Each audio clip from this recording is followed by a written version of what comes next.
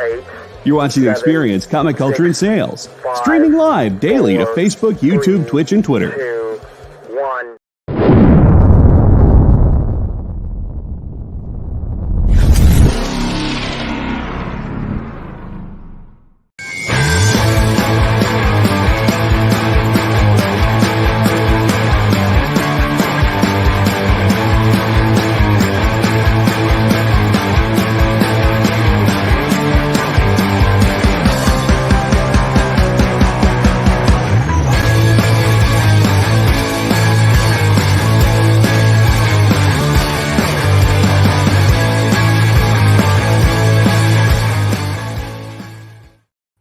You don't guess Kyle. Kyle's busy. Hi, and welcome to To Skim It, where I was doing project up until the last second because that's the way I am. I literally was like opening all of these little crazy things. Look, it's Juggernaut. Do not poop. Oh. I kept on thinking, why do they have poo in these Marvel figures? I don't understand it. It's really fun. Hey, saw everybody. Everybody's here. Triple B, Eddie's here. Preston's here. Castle's here. Phil's here. Yeah. Oh my goodness. It's a party. We read extra books today because, as you're going to see throughout the broadcast day, Kyle's been working really hard on new cool content between the shows. So you guys are going to be more entertained. Yes. So it's me and Jay doing the heavy lifting. Yeah. The whole 2 extra books I read today. Still pretty good. But we do have some awesome ones. So let's get into it. Starting off as always. Hey, excellent. By my good friend Simon Burks. If I'm reading issue number 10, it's because I'm still engaged in this series. So, what is Antarctica, you guys might be asking? It is really good sci-fi. Great for fans of, let's say, John Carpenter's The Thing, although there's not a lot of like monster horror in it. It's more sci-fi end of it. So as we found out in the last 9 issues, the woman who gets herself in a position to be assigned to this really cool outpost in Antarctica has been actually doing this on purpose so she could try to find her father who's disappeared. And what we found out in the last X amount of issues is that there is more than one base. They're not actually they're like parallel university. And so there's more than one her and more than one dad. So it's really crazy. They're not all aligned. Obviously, they're against each other. And so it's a fun game of who's who. And it all takes place, in the middle of cold. So, and you can't really escape from there. So super scary in that aspect. I don't like the idea that I wouldn't be able to just leave if I wanted to. So that's what makes this one super intriguing. Good sci-fi, really good sci-fi. Mirand's here. Real quick before we get started, I did type it in the chat, but Ed, I'm very sorry to hear that, brother. Let us know if you need anything, and if you're going to be gone for a while, don't worry. We'll be here when you get back. Okay. Yeah. Okay, so this continues to be good.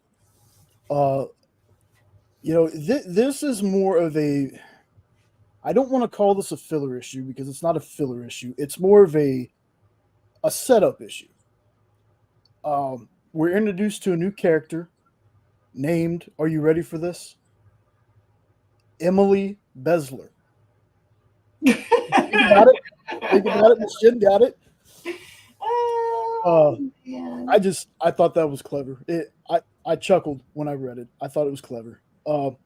So the interesting part about this one is like the first 7 pages is just art. There's no dialogue, but it does a great job of showing you who Emily is. And like the name suggests, she's a thiever. She thieves.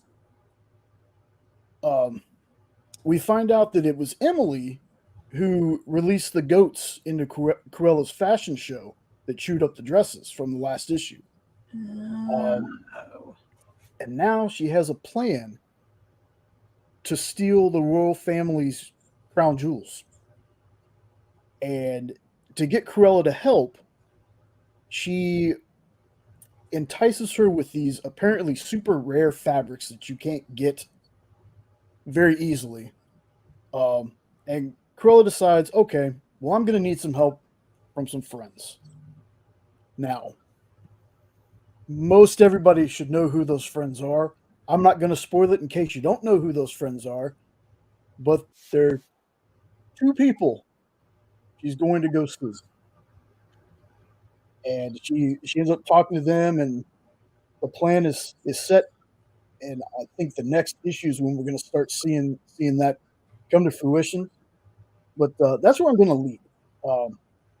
The Disney Dynamite stuff has been fun, and if you're a fan of either and you haven't read any of it, you should really consider picking it up because there's nothing really dramatic or high stakes about these, but they're fun books, and they do most of the characters justice. For me, well, it's still not as evil as I'd like her to be, but she's still done pretty well in this book. So pick it up if you haven't already. Hey, Barlord. Hey, Triple B. This cool shirt was a gift from my son for my birthday. It's even cooler. It's got like Wolverine tracks on the back. I have a Bird City Comics shirt that's like that, where it says Bird City across, and it's got the claw marks through it. Oh, I'm just wearing my Invincible shirt today. Oh no, that's a cool one too.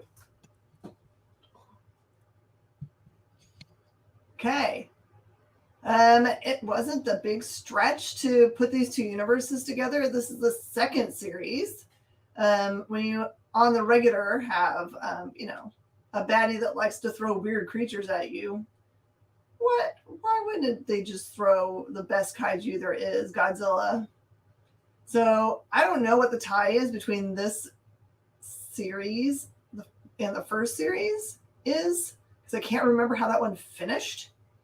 But this one takes them to a different dimension where there is no White Ranger, but he ends up through portal to this one. So everything else about it seems about the same, but it's really cool how they combine the Rangers from that place. That's not our normal place. So I don't know. It's perfect for fans of the best kaiju and and our Power Rangers and all of the corners of the universe that we encounter them. So it's a fun ride. You should jump in. Yeah, I don't remember too much from the first series. I just know it's Rita's fault. It's Rita's fault. It's always her fault. Okay, Castle. Cinderella. Murder for All Seasons. Cindy is my favorite of all the Zenescope characters. She always has been. She always will be. And that's probably because I have an unhealthy love of Deadpool. And I like Harley Quinn. And I know nowadays those two characters are kind of like the Nickelback of the comic world. I kind of like Nickelback too. So, Like, what does that mean? Are we throwing shade at them like we do Cyclops? Yes, but I like all these characters. They're not very well liked by a lot of people, but I still like them. So this book kind of confused me at first because in the first part of it, it felt like they were just doing a Guardians of the Galaxy thing. I mean, Cindy was a captain. They even had like a raccoon. They had another dude that was a walrus. So, and they were fighting aliens. So I was like, okay, so we're gonna do a Guardians kind of thing. Well, then the next thing you know, it just gets nuts. We're going into multiple genres. Like I'm pretty sure there was a Western thrown in there somewhere. There's universe jumping. There's hamsters in mech suits at one point. And I mean, like humongous mech suits and little bitty hamsters. This was just, I mean, the book is all over the place. And it's one of those, it shouldn't make sense, it shouldn't work kind of deals. But knowing if you know about Cindy, it makes perfect sense all at the same time. It's a weird, fun time.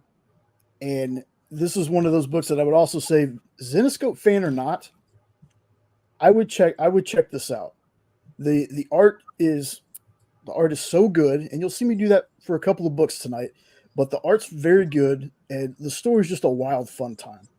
Like I said, Cindy is one of those characters that she could be annoying, but for me she's not. I dig her so much. Oh, no. I was going to show you guys. That's not even the best cover, but I think one of our pull box people claimed it already. So sorry, there's an even better cover than this. Even this one's spectacular. That's just cover A. And if there's books that you like, you should definitely go to your LCS and have them on your pull list so you can get covers, so you can see all the other cool covers this book has. That's right. All right. I'm loving Chip Zdarsky's Batman and everything else he's doing, honestly. And a heads up, if you're local to us here in the Houston area, Comic Palooza has him as a guest this year. So if you're looking for something to do on Memorial Day weekend, come see us. So Dark Prisons, this is the second part of this series. Continues to be a little bit hard to follow if you haven't been reading the through line. If you know who Failsafe is, you're probably okay. In the last issue of this, they set it up that Failsafe is actually Batman Bruce. He basically made a copy of himself, as maybe his mind, to download into Failsafe because he knows that he won't be able, his body will not be able to continue. Like, he's not an immortal, he's just a regular dude. I mean, in so much as he's buff and looks really great without a shirt on. You'll find out in this issue. Don't judge me. So I still, like, I don't know if it's the way it's being written, but I still am not 100% bought into, like, that the fail-safe Batman's the right one, because there's also a Bruce Banner that's in the asylum who's running the asylum, and Joker's in there also. Neither of them is acting 100% right for Batman, but Robin's running around with a fail-safe Batman and calling him dad. So it's a crazy, twisty storyline, and I'm loving it so much, even though I don't 100% know exactly what's happening. And it's okay, because I still don't know 100% what's happening in the Penguin book, and that's the one I cannot do without. So just, if you've never read any Batman, just go get the first part of this series. Go get the one that's right before this, and just try it out. Go out on a limb. Try it, because Miss Jen says, why not? Try Batman. Yeah, you almost had me because you said Bruce Banner in Arkham Asylum. Oh, sorry. I was like, they got the Hulk in this book? Bruce. Sorry. Too many Bruces, I know. I do that all the time. I'll only do it again. I know a lot of people have been waiting for this book. Pretty cover. Yes. So, the art in this, my goodness.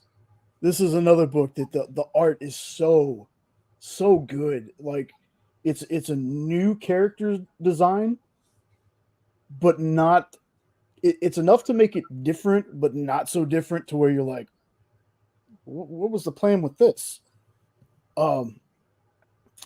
I don't have like a ton to say about this one because I'm not a Sonya aficionado, okay? But that's also because this is like lightning fast. This thing just, you have a few exposition pages that aren't even that wordy, and then the story just takes off. It's definitely more action than dialogue. And it has a horror element to it, and I think from what I've heard, I think that's the direction. Yeah, Triple B. I think that's the direction they're going with this book. Is it is going to be horror. It has elements, but it's not straight up horror just yet. But my only gripe at first, and this was only at first, was that there's something that happens in this book a little too quickly. But when I actually sat back and thought about it when I finished the book, I was like, you know what? Actually, that works because I wasn't expecting it.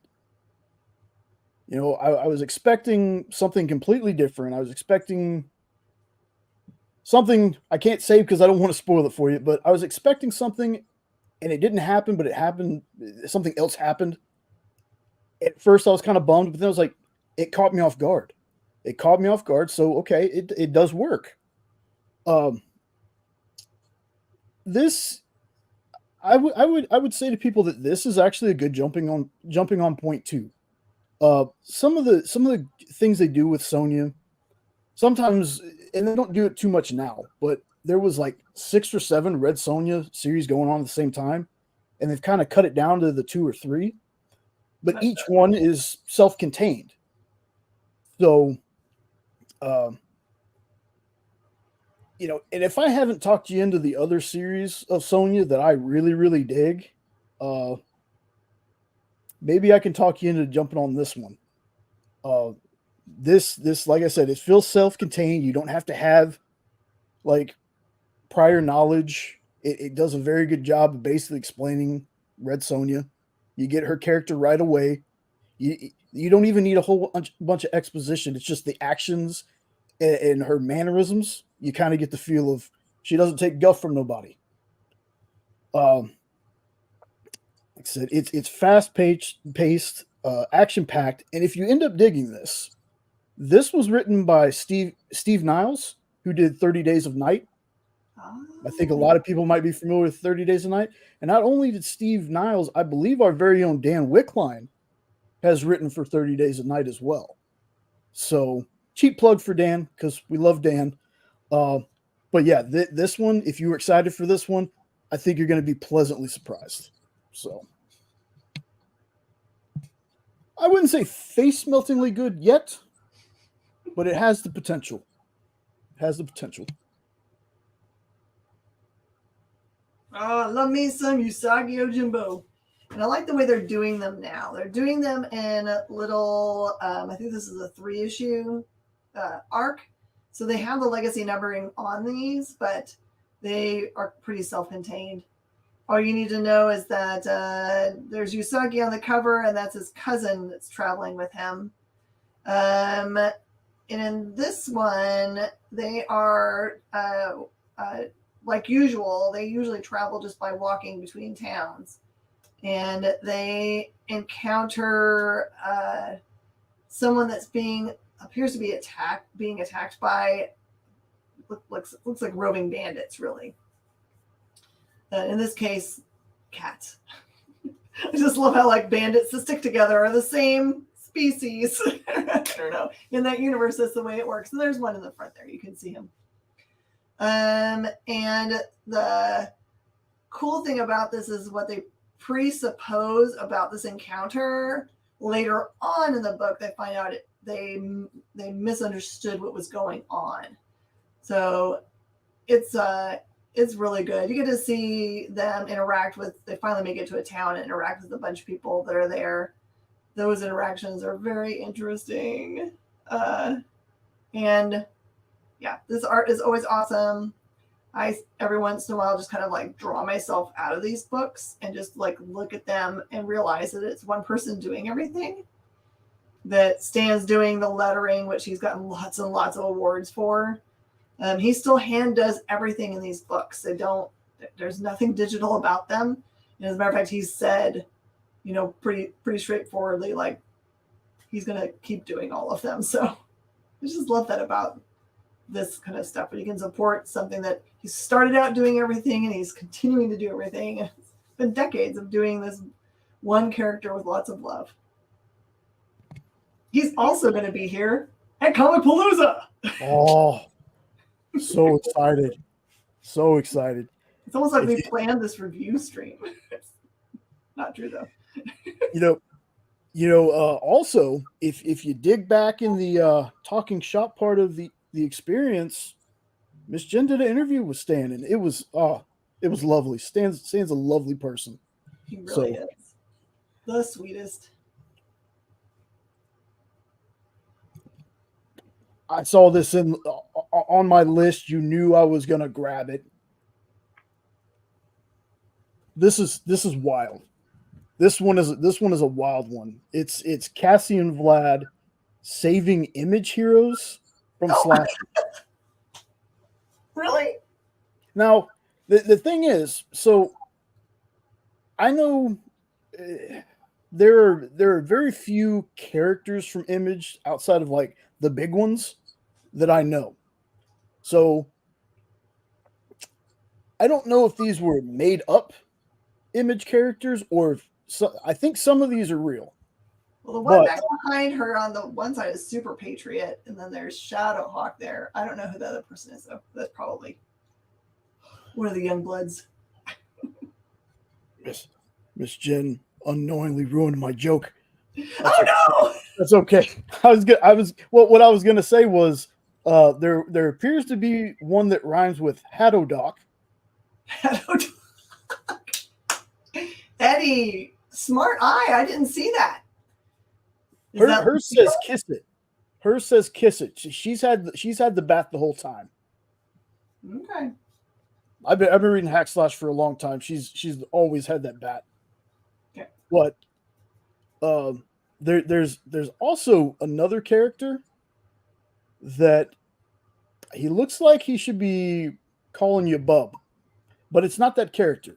But man, does it look like that character very much. I'm like I said, I'm not too familiar or know most of the other characters. But if I haven't already expressed it enough, I'm kind of a fan of Hack Slash, just a little bit. But I recommend Hack Slash to anyone.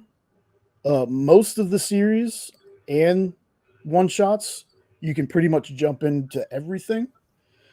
Now this was I say pretty big, but it was like 40 something pages. And I try to read through some of these quickly to make sure, because if I get too wrapped into it, my brain will start hyper focusing and fixating, and then I want to look stuff up. So I skimmed through the first part of the story where they were getting everybody together. And this is just, if you've never read a single issue of Hack Slash, these books are a great job. They give you the gist almost every issue of what's going on. So you're never like, what is this girl holding the bat and this monster with her? What are they doing? Like, it's pretty simplistic in that way. Like very, very new reader friendly to me, at least. It goes without saying that anytime this is on the list, I'm gonna get it. And anytime I get it, I'm gonna be like in your face, annoying with it. Folks, if you have not checked out Hack Slash, any of them, please, especially if you're a horror slasher fan or just a fan of cameos, because there's a lot of cameos in this series. Go to wherever, your LCS, wherever you get books, grab an issue. Grab an issue, read the issue, and you can come back here, put it down in our comments what you thought about it. It's either, Jay, this is great, or Jay, you're an idiot, or Jay, it's meh.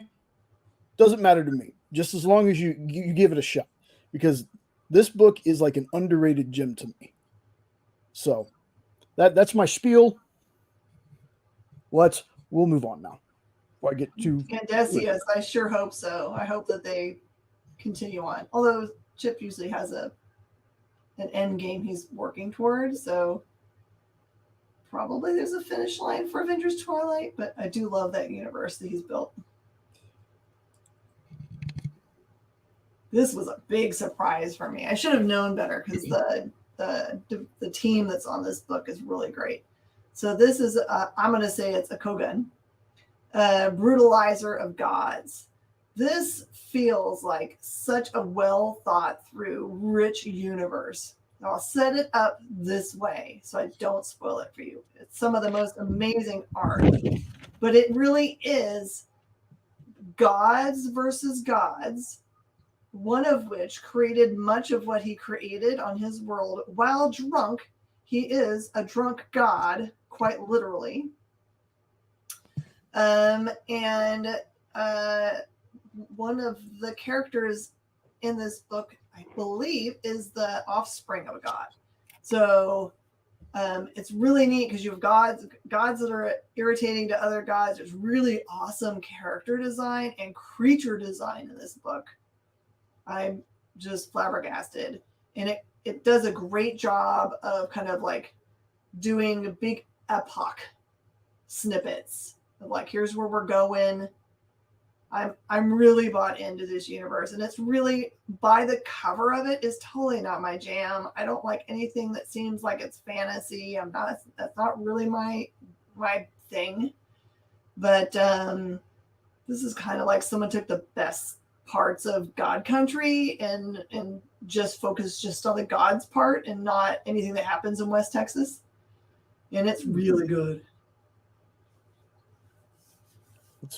I just keep hearing Drunk Gods. Sounds like a great band name or comic. Yes, that's right. All right, folks. I hope y'all are ready for this because these next couple books. Yes. So, first and foremost, this book could have no words. None at all. And would still be in the top 3 books I read this week. This art is chef's kiss. Whatever other meme you can come up with for dopeness, that's what this book is. I've been excited to read this since we read the Ghost Machine little thing they put out that had a bunch of the stories in it. Oh. The basic premise of this is Earth has become super junked up, and working for a company called Better World grants you access to live on a planet called Exodus. So Exodus is the name of the planet. You're given these helmets like the one he's wearing, and then you're assigned to a species of animals, and that helmet controls and talks to the animals. Now, the animals that reside on Exodus are basically, for right now, they kind of look like the same animals we have on Earth. But there are some bear and hogzillas in this book. I'm talking bears that are like building size and scary. I'm not going to give too much away. I'm really hoping that this cover will sell people on it because I'm telling you, this is a very cool book. And Preston, I'm not sure about that. Now the thing that I will kind of say, and it'll be the last thing I say about it because I don't want to get too spoilery. Again, I want everybody to check this one out. Is we meet, I guess, who's going to be the baddie at the end of this book, and this dude has chainsaw like blades on all his weapons. If you've ever played Gears of War, I'm a huge Gears of War fan, books, comics, the games, everything. There's a weapon called a Lancer, and look that up if you haven't seen it. It's basically this big gun that's got a working chainsaw on it. This dude has it on all his weapons. He's got it on the gun he's holding. He has it on a pistol. It's a little bitty pistol, but it still has the chainsaw on it. And then I think the sword on his back is a chainsaw too. And this baddie is massive. I cannot wait for the next issue of this. This stuff is going to be fire, folks. Like seriously. Check the Ghost Machine stuff out. Speaking of Ghost Machine, Oh, baby. All right. If you're already reading a Geiger title, I don't have to sell you on Geiger. It's amazing. I'll catch you up. So if you don't want to know what the origin stuff is for Geiger, close your ears. Although it won't ruin this book at all for you. The original series of Geiger follows a gentleman who experiences essentially a nuclear holocaust. His family ends up inside of a bunker and he ends up outside. When you meet him, he is still sitting on the outside of the bunker. He doesn't know what the fate of his family is. So what you found out through all of the issues that have been out is that his family, it's been a great many years that his family has been trapped in the bunker and they are no longer alive. So he's kind of an angry man. And he has the ability to like totally nuke up like this. So his last name is Geiger. That's not what his character name is in the book. He has a different one. I can't remember what his powered up name is. But the series thus far has been kind of about like the struggle to like control him, even though no one can. It's clearly true. But you don't need to know very much at all to jump into this part of the series. This is like a new story arc. But it is awesome to see how he interacts with the characters that he is at this point. You get to see more of his. He has a 2-headed wolf dog, which is pretty awesome. If you just like dogs in general, highly recommend it. This book and series and everything that's been tied to it has been really high selling books with long running readership. So it doesn't have a lot of like high points and then everyone drops off the title. People have been pretty steady about keeping it on their pull box. So it's been good all the way through. And I think that Jeff Johns has been writing it for the whole time. So it's been consistent. So jump in. There are some really dope, like in those early issues, not this. There were some glow in the dark covers, which are totally worth going to get because they're awesome. But yeah, jump into this is the beginning of it under the new Ghost Machine banner. So yes. All right. I said there was a trifecta. Mm-hmm. This next one, Miss Jen and I both read, so I'm gonna go first. Oh, good. Go ahead. Yeah. And then I'm gonna have Miss Jen, sell it to you better than I can. So this next one, oh boy, this is Redcoat. This one is it's so good. So here's the opening credits of the book, where they list the writer and the inkers and all that stuff. This is a direct pull from that. Immortal, mercenary, kind of a tool. Cool, kind of. I was sold right from that line. Our main character, his name is Simon Pure, but he is anything but. He'll tell you himself he's a coward, he's a cheat, just all around not good dude. He's in the British Army, and it's December 25th, 1776. I forgot to write the date down. And he stumbles on the ceremony while running away from the American soldiers. He's hiding in the rafters, and there's a ceremony being performed on Ben Franklin. Ben Franklin is on this altar, and he's got these cult dudes around him. They're like, Ben, are you sure you want to do this? And Ben's like, yeah, I want this power. Well, wouldn't you know it, right when the ritual is about to be complete, Simon falls in the way, and he's hit by whatever was going to hit Ben Franklin. And he tells you that this was the first time I died. So, Simon has gained immortality. And we see him through panels of different dates that he basically becomes a mercenary for hire because he can't be killed. So why not? I think the The last date we kind of stay around was 1892, where after dying again and being buried again, he's dug out of his grave by a young genius who, even when he was a kid, had wild hair. I'm not going to tell you who the genius is, but it was an interesting choice. I liked it. This book was fantastic.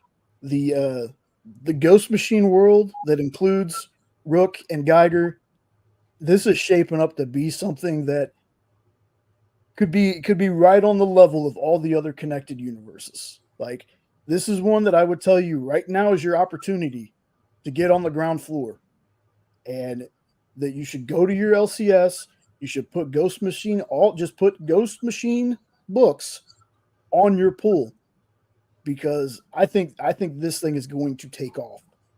Like the whole Ghost Machine thing, it's so good right now. Hopefully they keep this momentum up, because these are just first issues. These are just first issues, and they're that good. So hopefully they can keep that momentum going. If it sounds cool to you, please go check out any of the stuff under the Ghost Machine banner, because I think they're all great. Miss Jen, what do you think? I know that Redcoat is tied to Geiger because he's appeared in an issue or two. I wonder if they're going to tie either of these two to the Exodus book.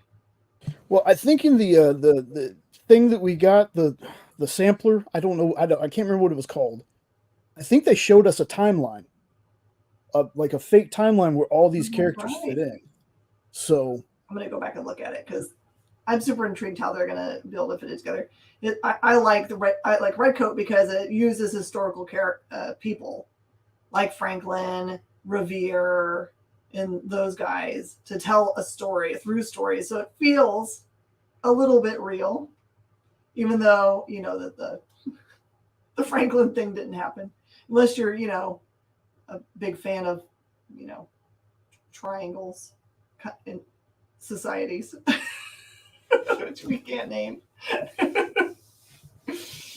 But anyway, I'm like Jay here. My gut is also that, that kind of fervor that's been happening around the Ultimate storylines for Marvel and for Transformers / G.I. Joe for Skybound, in like Avengers Twilight, those kind of things where people are like, oh, if I just had gotten to my LCS in the morning and bought these books, I wouldn't have to wait for second or third prints. This is the way I feel about these. Yes. And yeah, it does kind of feel like the first three released were by Jeff Johns. I'm not sure about the other people work, because I know some of the books in there were not Jeff Johns, right, but I don't think they've released those yet, or they haven't come out yet.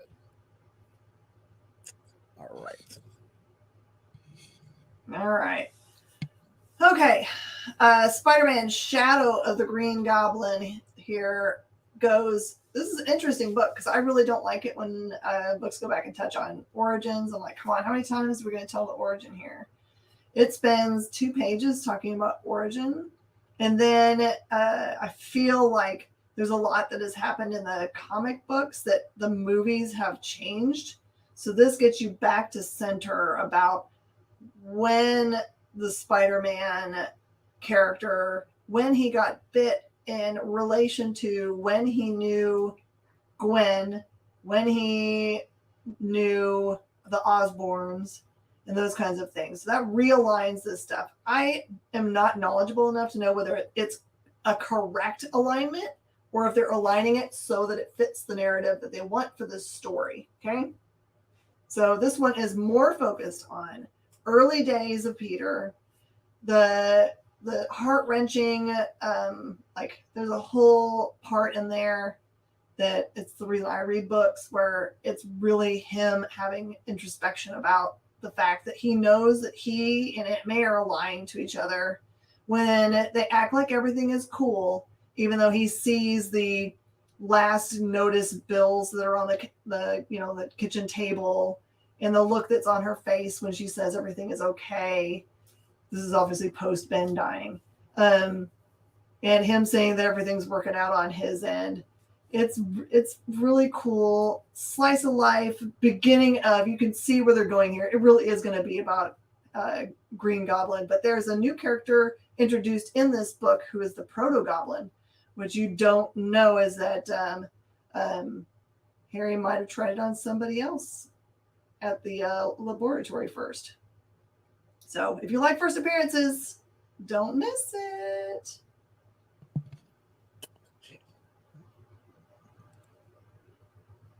Okay. With all the heavy stuff that I read today, I had to have one softball. I had to have a softball one. Just kind of, they're decompression books for me, you know. So we're back with Fang and the gang right after they are captured by Robotnik. And he tells the group that he has a missing ship that can suddenly disappear and reappear. So he has his heavies, I think is what he calls those bots.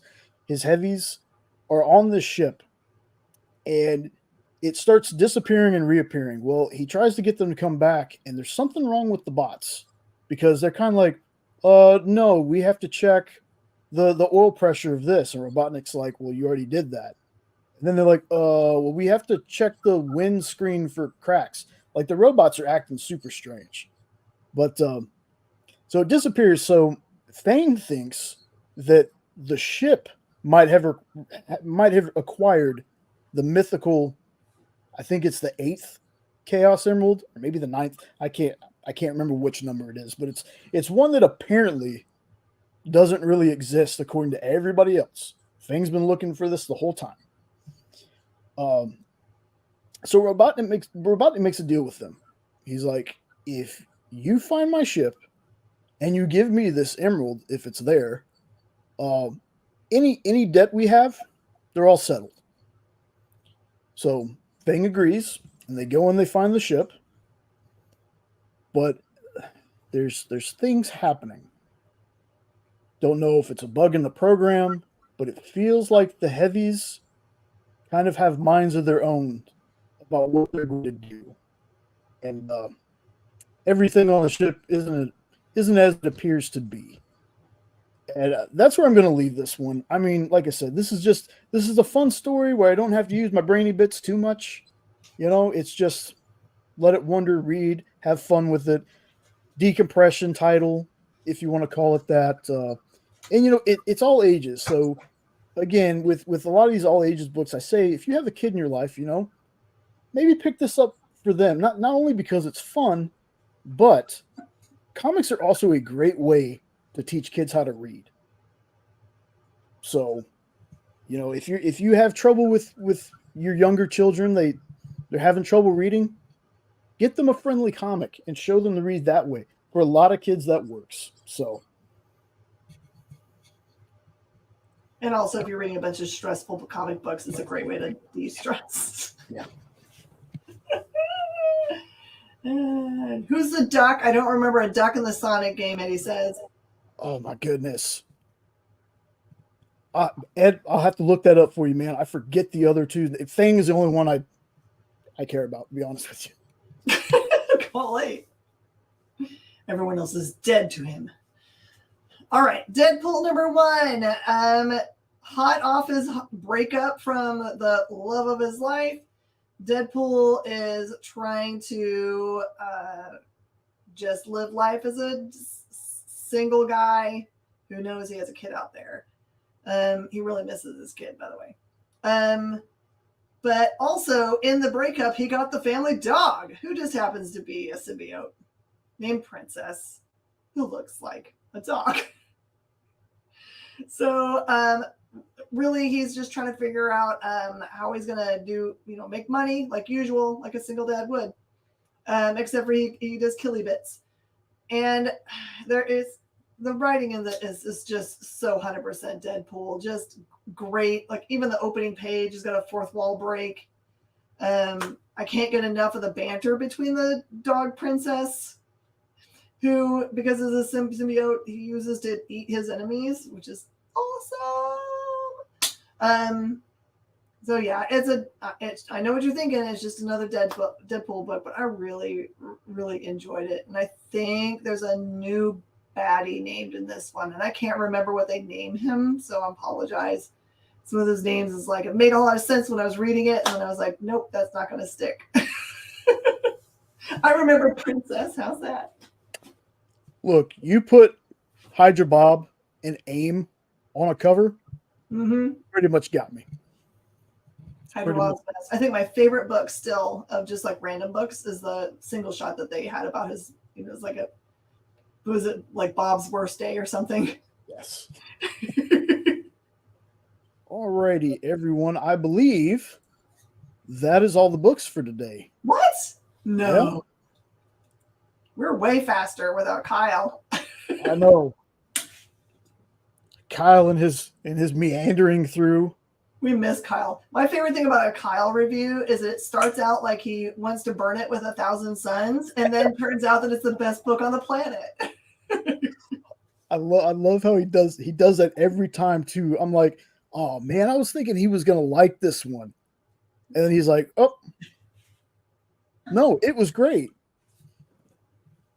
We will also remind you guys that like your LCS might still have this. This is the primer book that is out there that surely is going to be the first appearance of every character, except for it's not going to be the first appearance, of course, of the Red Coat, because he's been in the Geiger series. But for the rest of them, that's going to be their first appearances. So if you're about it, can you ask questions now? Please do. Oh, we got time for questions. We never have this. Go ahead. Go make two. And I don't know what I usually have a pile of graphic novels. Oh, something you can look forward to at your LCS also is Marvel is continuing along with their free book offering. This time, the Marvel must-haves that they sent to us focus in on Uncanny Avengers. So there are these really big books that they're making and just sending to us completely for free. So you should be able to pick those up. They're big old thick bad boys. So this one has in it Uncanny Avengers #1, Captain America #3, and Daredevil #2. So thanks, Marvel. You're the bomb.com. And a reminder, add Blood Hunt titles to your pull box. Don't say I didn't tell you so, especially the red band versions of them. You're going to be real sad if you don't. Just say. Yes. Sean has about the most perfect explanation. Kyle is like, you know how you have a piece of pizza and you've been looking forward to that pizza and it's terrible. That's not this book. That is perfect. That is a perfect example, Sean. You can tell he's been watching. Oh, that's exactly right. Do I have more artwork? I don't know. I have tons of artwork around. So much artwork. I actually don't really collect the comic books themselves, other than I read them for sure. But I just over time have realized I like the art better. So you can be a lover of comic books and just collect the art parts of them. The best way to get original art really is to go to comic conventions where the creators are there, and they usually have a portfolio of stuff. You can usually get a really good deal from them. If you buy from like the big booths that have artwork, sometimes they have all that stuff on commission, so they have to bump the price that amount. So just know that you can save yourself a little bit of money by buying directly from creators. And if they don't have anything listed, sometimes you can just message them on social media and just be prepared that they might not answer you back. They're not being approved. Just some of them aren't social. And Ed, there are other shows tonight right after us at, what was that, 8 Eastern, 7 Central. Yes. You got Mint Hunter Comics. Mm-hmm. And then at 10 Eastern, 9 Central, you got Kicking It with Henri. And I know that's kind of late for some folks, but Henri is a crazy show. We have too much fun. I'm surprised that I haven't gotten a notice from Kyle. Hey, tone it down, knock it down about 20%. But we have a ton of fun on that show. So if you guys haven't opened up your email from us here at the EXP, you should look at them because they have my bio is kind of boring, and so is Nick's, but Henri's is so funny because it's just like he the most likely to get canceled, I guess. Well, the working on the rebrand, we've taken the cancel button out. So I tell Henri, I was like, Henri, even if I wanted to cancel you, I don't have a button anymore. Mm-mm. So, behave. Don't go too far because I can't cancel you now. But yeah, it's a ton of fun. Let's see real quick. That's right. You did get my original art. I was actually talking to my husband about this. Honestly, is like when we become a retired age, like his plans are to do art, and I was like, "Are you okay with the fact if I'm better than you?" He said, "What?" Because he wants to do like original oils and stuff, and that's not really my jam. He goes, "Well, what kind of art are you going to do?" I'm like, "I don't know. I might go back and do some inks again because I like inking." So yeah, thanks, Meg too. I was like, I had forgotten that I had done that at all. I think it was a Transformers piece that I had done. Oh, and I actually think now that I'm thinking about it, Meg too, I think I actually did that in a class that I was teaching to young people that wanted to do art / inking. So I think I did the penciling and inking in the class as an example. So it is totally a one of a kind piece. Enjoy it. that's awesome. And for Miss Jen and for myself, thank y'all for being here every week. It means a ton. Like I know I joke about my rambling, but I do ramble on about things. I'm not the best reviewer, but I appreciate Miss Jen and Kyle, you guys letting me continue to be on the show with you for one thing. I appreciate that. I love doing this. I love the folks here. I'm not good at this part, but comicshoplocator.com. If you are going to be away from the area in which you live, remember to enter the zip code, not the area code like Kyle sometimes confuses. Enter the zip code of the place you're going to find shops near you. So, folks, it's just a little bit early. Miss Jen, you have a great night. Folks out there in the chat, y'all have a great night, and we will see y'all next time. Love you guys.